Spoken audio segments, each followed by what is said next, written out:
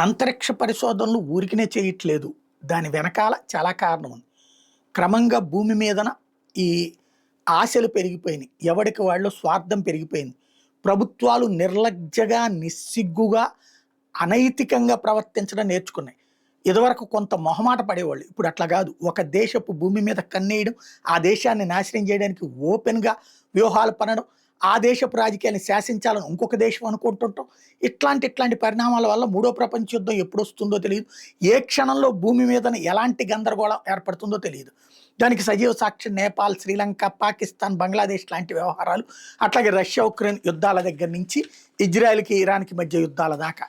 వీటన్నిటి వెనకాల స్వార్థపర శక్తులన్నీ లక్షల కోట్ల రూపాయలు వెనకేసుకున్నటువంటి బడాబాబులు వ్యూహాలకి పావులుగా మారినటువంటి రాజకీయ పార్టీలు, ఆ రాజకీయ పార్టీల నేతృత్వంలోని యూరప్, నాటో ప్రభుత్వాలు, ఆసియా ఖండంలోని ప్రభుత్వాలు, వీళ్ళందరూ ఇందులో పావులే.